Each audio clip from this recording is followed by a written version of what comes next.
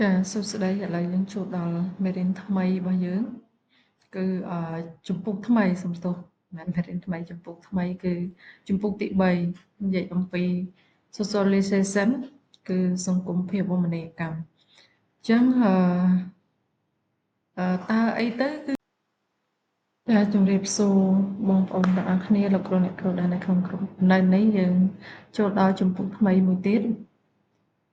ដែលនិយាយអំពីជំពូកទី3គឺសង្គមភាពរមណីយកម្មហើយនៅក្នុងសង្គមភាពរមណីយកម្មយើងចង់ដឹងថាតើសង្គមភាពរមណីយកម្មនេះវាមាននិយមន័យយ៉ាងម៉េចហើយវាមានភាពចាំបាច់យ៉ាងម៉េចខ្លះ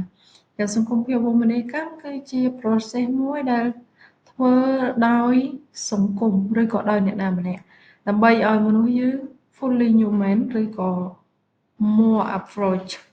ហើយវាគឺជាដំណើរការដោយផ្ទាល់ខ្លួនការរៀនការវឹកវើជាលក្ខណៈ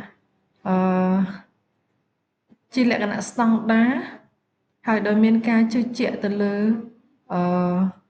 តម្លៃទៅលើ skill ទៅលើ attitude ហើយវាក៏ជាវិធីមួយដែលធ្វើឲ្យការសម្ដែងចេញរបស់យើងនៅក្នុងក្រុមហ្នឹងវាមានប្រសិទ្ធភាពនៅក្នុងក្រុមរបស់យើងគឺវាមានប្រសិទ្ធភាពចាយើងចូលទៅដល់ slide ថ្មីមួយទៀតគឺ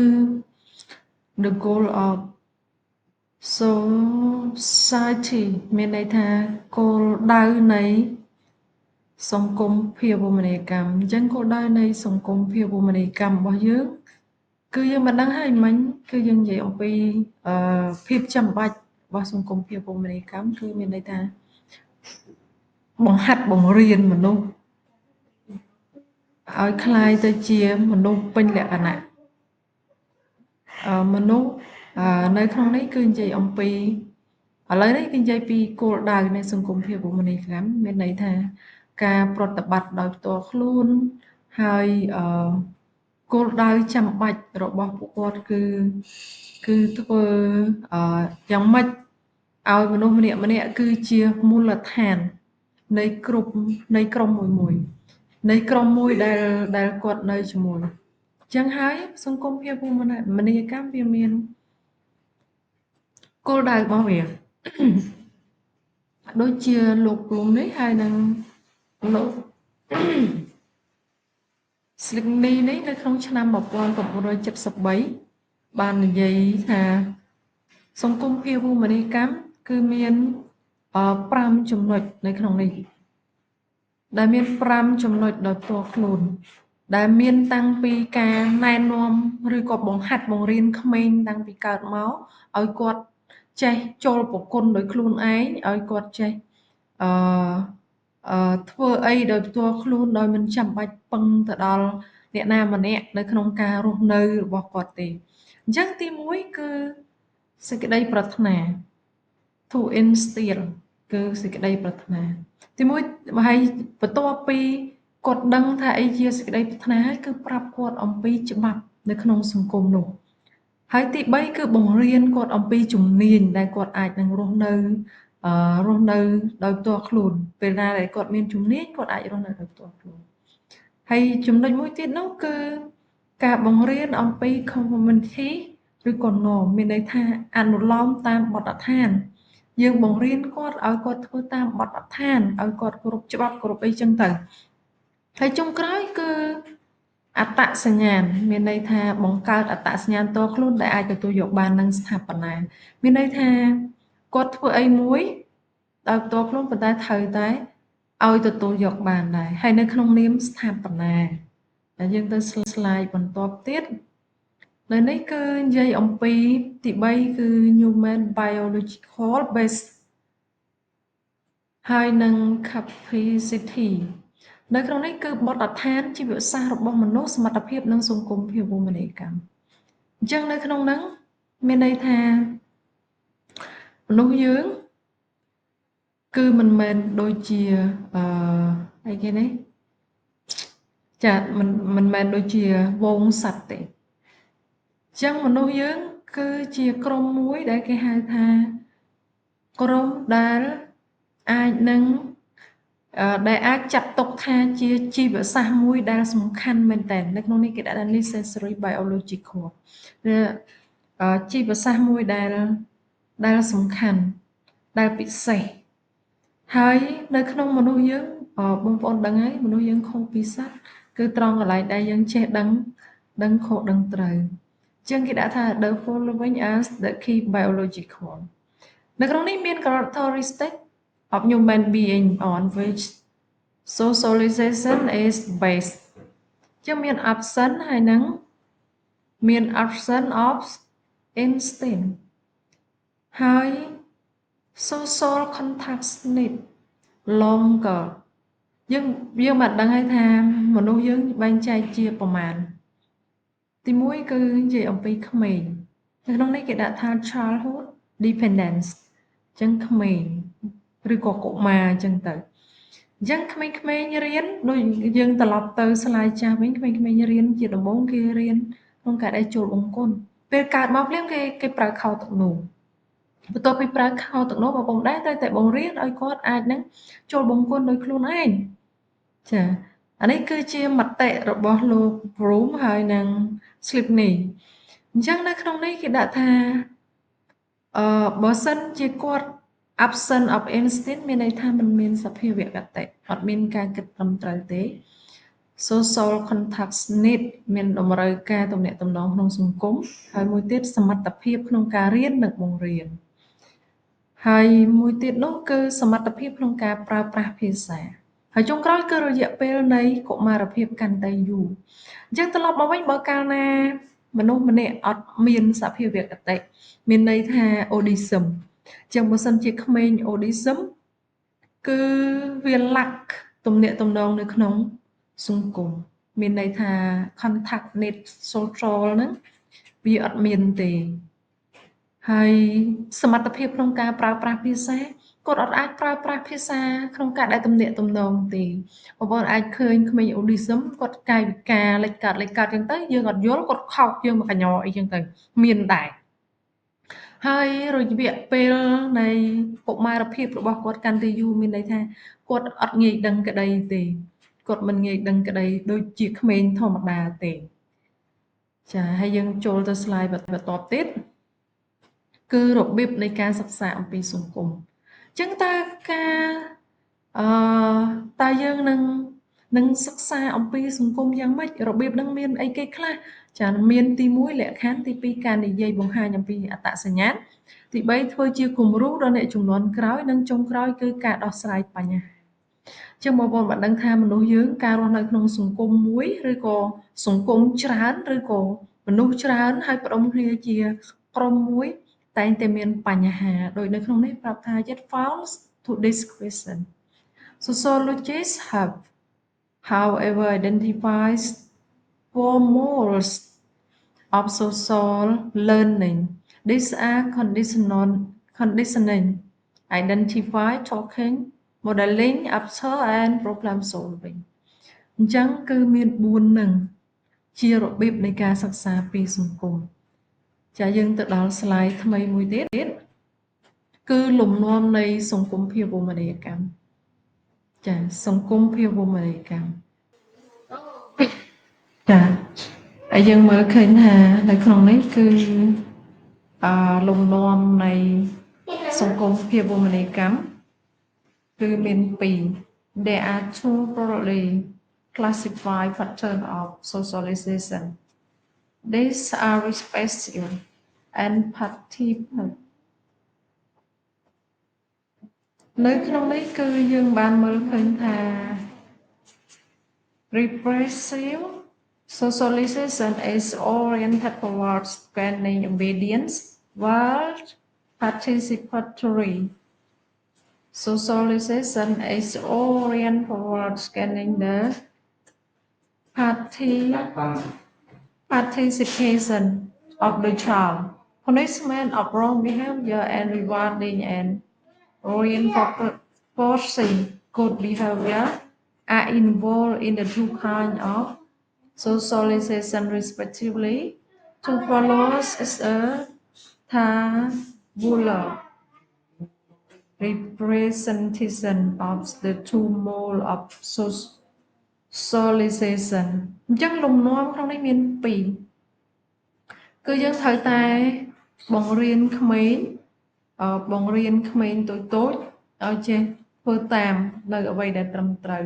បើសិនជាកាលណាគាត់ធ្វើមិនត្រឹមត្រូវទេមានវិន័យសម្រាប់គាត់ប៉ុន្តែបើសិនជាគាត់ធ្វើត្រឹមត្រូវយើងត្រូវចេះឲ្យរង្វាន់ដល់គាត់ដែរ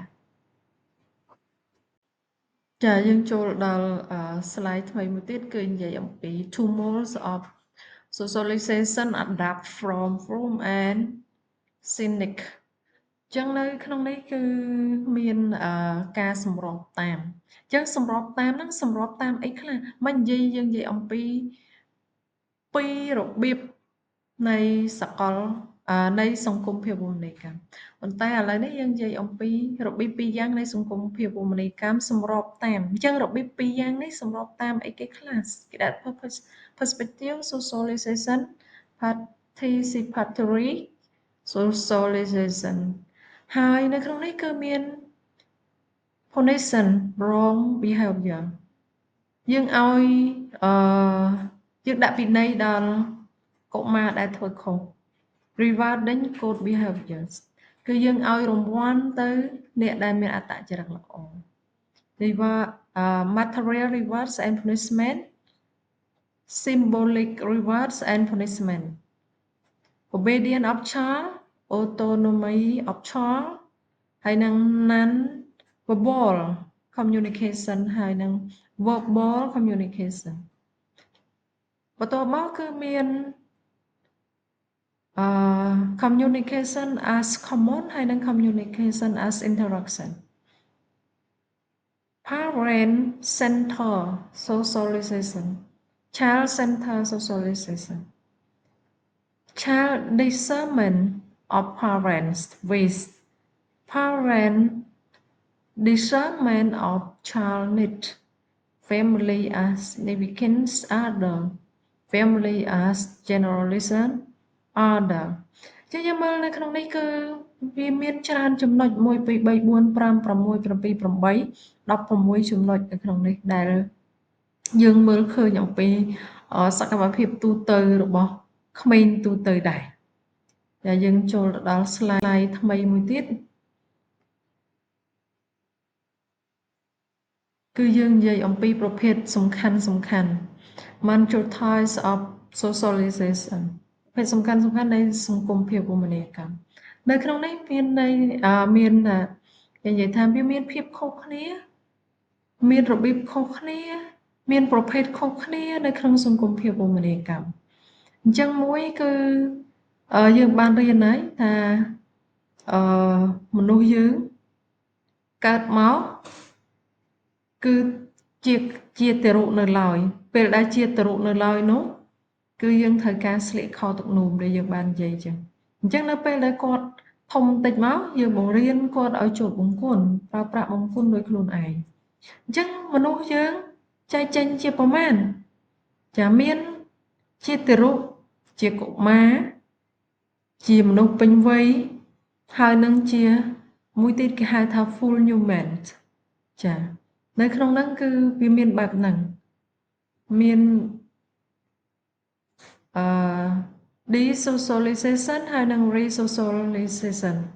ហើយនឹង other minor types of socialization ទៀតនឹងគេរាប់បញ្ចូលដែរអញ្ចឹងនៅក្នុងនេះគឺយើងតែងតែយកឈ្មោះរបស់អ្នកផ្សេងដែលបាននិយាយអំពីក្មេងៗនិយាយអំពីមនុស្សផ្សេងនៅលើពិភពលោកយកមកបង្ហាញនៅនេះដូចជាលោក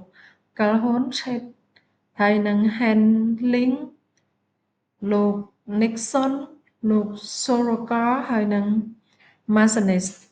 អញ្ចឹងពួកគាត់ទាំងអស់គ្នាគឺជាអ្នកដែលបានស្រាវជ្រាវអំពីចិត្តគំនិតរបស់កុមារតែយើងទៅដល់ slide ផ្សេងទៀត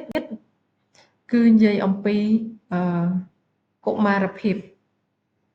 ក្រុមកុមារភាពឬក៏ក្មេងៗហើយក្មេងៗគឺជាបើកាលណាយើងនិយាយពីក្មេងៗគឺជាមូលដ្ឋានគ្រឹះរបស់សង្គម បើកាលណាក្មេងមិនល្អពេលដែលពួកគេធំឡើងធ្វើឲ្យសង្គមមិនល្អដែរនោះគេដឹងថា this is also called basis of early socialization the term primary ឬក៏ early ហ្នឹងគឺតែមួយទេចឹងនៅក្នុងហ្នឹងវាសំខាន់មែនតើនៅក្នុងការដែលយើងបង្ហាត់បង្រៀនក្មេងតែនៅក្នុងព្រះគម្ពីរសុភាសិតបានប្រាប់ថាឲ្យយើងបង្រៀនក្មេង train ក្មេងៗតាំងពីតូចពេលធំឡើងគាត់មិនភ្លេចទេផ្លូវដែលគាត់ធ្លាប់បានដើរអានេះគឺជារឿងមួយដែលយើងបានដឹងដែរเนาะថាមនុស្សយើងកាលណាតែយើងធ្លាប់អីពីក្មេងហើយពិបាកក្នុងការដែលហាត់ពត់ដដងចឹងមនុស្សជាច្រើនបានណែនាំថាក្មេងៗបើកាលណាគាត់រពឹសមានន័យថាជាក្មេងដែលឆ្លាតវៃเนาะចាចឹងយើងទៅដល់ slide ថ្មីមួយទៀតគឺនិយាយអំពីមិញយើងនិយាយពីក្មេងឥឡូវយើងនិយាយអំពី secondary or adult អញ្ចឹងយើងមើលឃើញថាបន្ទាប់ពីក្មេងមកនិយាយពី secondary បន្ទាប់ពី secondary មកគឺយើងមាន adult ទេអញ្ចឹងនៅក្នុងនេះខ្ញុំអត់និយាយច្រើនទេខ្ញុំដឹងថាបងប្អូនភាគច្រើនមានកូនមានអីគឺច្បាស់ជាងខ្ញុំเนาะអំពីក្មេងៗអញ្ចឹងក្មេងៗម្ដងទៀតគឺជាទំពាំងស្នងឫស្សីកាលណាទំពាំងអត់ល្អខ្លាយជាទំពាំងដែលអត់ល្អដែរកាលណាសង្គមមួយដែលមានក្មេងមិនល្អថ្ងៃណាមួយសង្គមនេះនឹងខ្លាយទៅជាសង្គមអត់ល្អដែរណា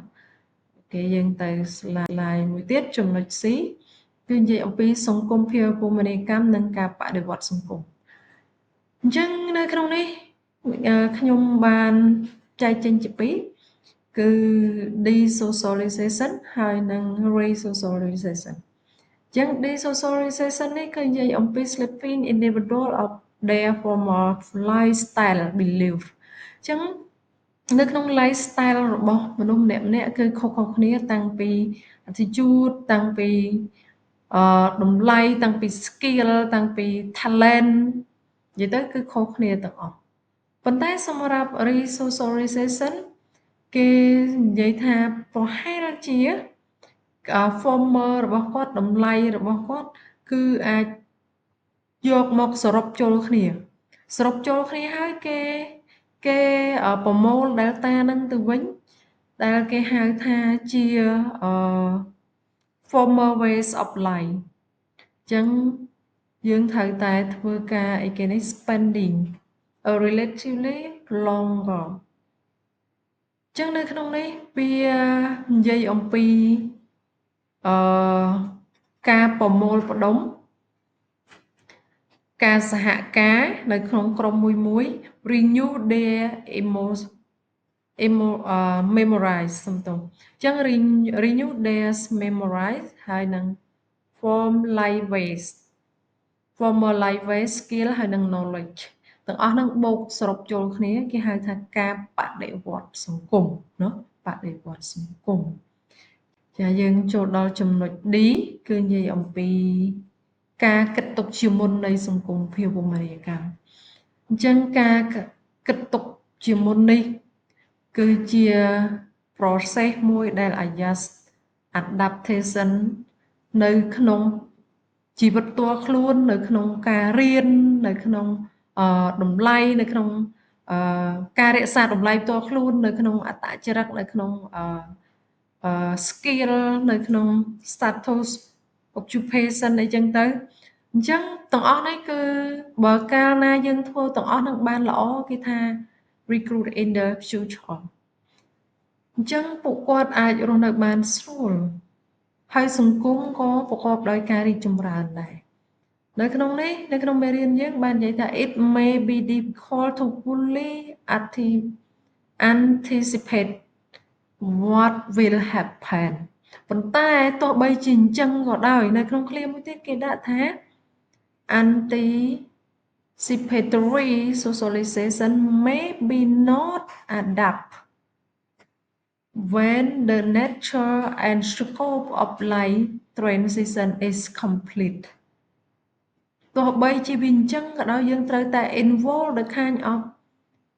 rehearsal and preparation in advance to have a feel of what the new role would look like ចាយើងត្រូវតែអឺយើងត្រូវតែអឺចាំយើងត្រូវតែdevelop ទាំងអស់ហ្នឹងเนาะចាយើងទៅដល់ slide មួយទៀតគឺនិយាយអំពីសង្គមភាវូបនីយកម្មបញ្ច្រាស់ចឹងបញ្ច្រាស់មកវិញមិញយើងរៀនអំពី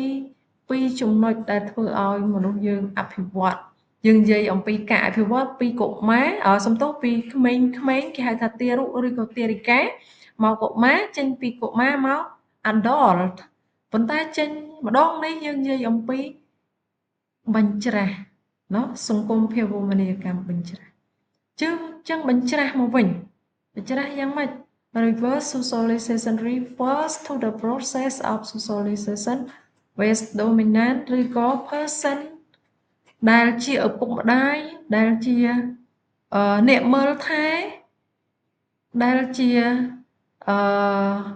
អ្នកនៅចិត្តបំផុតជាឥទ្ធិពលទៅដល់ពួកគេហើយដែលពួកគេជាក្មេងៗទាំងអស់នោះបើកាលណាយើងជាឪពុកម្ដាយជាអ្នកមើលថែពួកគេអត់មានគេហៅថា idea seem to be associate ចឹងនៅក្នុងហ្នឹងសង្គមភាវូបនីយកម្មត្រូវការ process two ways process it involve the influence and pressures from the socializers ចឹងនៅក្នុងហ្នឹងបើសិនជាកាលណាយើងជាមនុស្សធំដែលយើងមើលថែក្មេងដែលជាឪពុកម្ដាយដែលជាអ្នកនៅក្បែរហើយយើងអត់ធ្វើតាមអីដែលត្រឹមត្រូវអត់ធ្វើតាមអីដែលជាការទទួលយកបានទេអត់ធ្វើតាមຂ្នាតតាមអីទេវាធ្វើឲ្យក្មេងៗឆាប់ចាប់បានចាឆាប់ចាប់បានហើយនៅក្នុងនេះគេដាក់ថា that directly to indirectly induce change attitude and behavior ចឹងនៅក្នុងហ្នឹងគឺបើកាលណាយើងធ្វើអត់ល្អជាឥទ្ធិពលអាក្រក់ទៅដល់ក្មេងៗកាលណាយើងធ្វើល្អចឹងក្មេងៗចាប់ផ្ដើមមើលឃើញថាអូពុកម្ដាយល្អជាមួយគេទទួលស្គាល់អាទាំងអស់ហ្នឹងហើយគេចាប់ផ្ដើមធ្វើតាមនៅក្នុងនេះគេដាក់ថា for example may happen to socialists their parent in some rule skill and attitude which the latter lack ចឹងបើកាលណាយើងធ្វើបានល្អនៅក្នុងចំណុចទាំងអស់ហ្នឹងនៅខាងមុខក្មេងៗចឹងក្មេងៗនឹងខ្លាយទៅជាមនុស្សដែលល្អមែនតើចាយើងទៅដល់ slide មួយទៀតនេះគ្រាន់តែជា slide មួយនៅក្នុងការសង្ខេប major types of socialization ទេគឺមានទី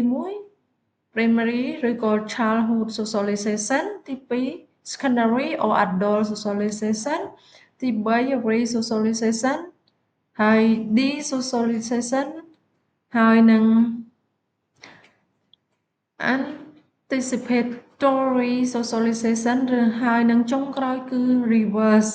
socialization ចា៎គឺមាន6នឹងនៅក្នុងtypes of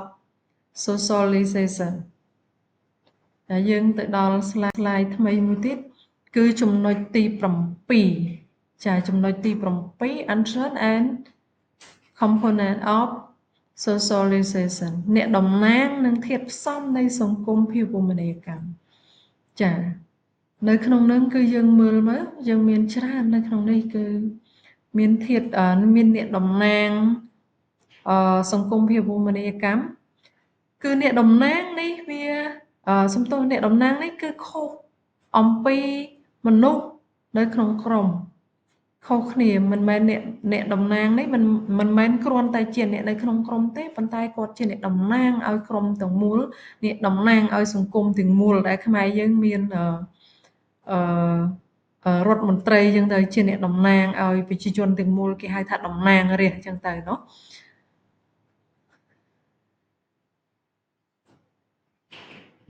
ហើយនៅក្នុងនេះ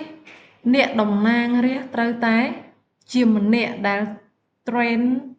session ឬក៏មានតម្លៃមានសញ្ជាតិ ជាអ្នកដែលនៅក្នុងក្រុមអញ្ចឹងម្ដងទៀតអ្នកតំណាងក្រុមម្នាក់នេះមិនមែនជាអ្នកមកពីផ្សេងទេមិនមែនខ្មែរយើងទៅយកអ្នកតំណាងមកពីខាងអង់គ្លេសមកខាងមកចូលជាតំណាងរាស្ត្រយើងទេគឺមិនមែនទេគឺយើងយកចេញពីក្រុមមនុស្សដែលរស់នៅជាមួយយើងរាល់ថ្ងៃគេដាក់ថា the influence of the peer group be it negative or positive can be as powerful as that of parents the post group may transcript ទាំងអស់នេះគឺយើងត្រូវគិតអំពីការអភិវឌ្ឍដែរเนาะ instant culture of its own with visual world នៅក្នុងនេះគឺនិយាយអំពីតម្លៃដែរអញ្ចឹងម្ដងទៀតអ្នកដែលជាតំណាងនេះគឺសំខាន់នៅក្នុងជីវិតការអភិវឌ្ឍក្រុមដើម្បីឲ្យមានប្រសិទ្ធភាពដើម្បីឲ្យក្រុមទទួលបាននៅការរីកចម្រើនដែលយើងមើលឃើញនៅក្នុងរឿងភាគបុរាណចិននោះគេមានសុភាសិតដែលនិយាយថាមេទ័ពខ្សោយម្នាក់គ្រប់គ្រងទាហាន 10000 នាក់ដែលខ្លាំងនឹងត្រូវចាញ់មេទ័ពដែលខ្លាំងហើយគ្រប់គ្រងទាហានខ្សោយ 10000 នាក់ចាជំរាបសួរមកកាន់slide ថ្មីរបស់យើងហើយចំណុចទី8ជាចំណុចចុងក្រោយក្នុងមេរៀនទី3របស់យើងគឺនិយាយអំពី multiple and contradiction dictory influence of socialization ក្នុងនោះគឺនិយាយអំពីពហុគុណនិងភាពផ្ទុយគ្នានៃសង្គមភាវូបនីយកម្ម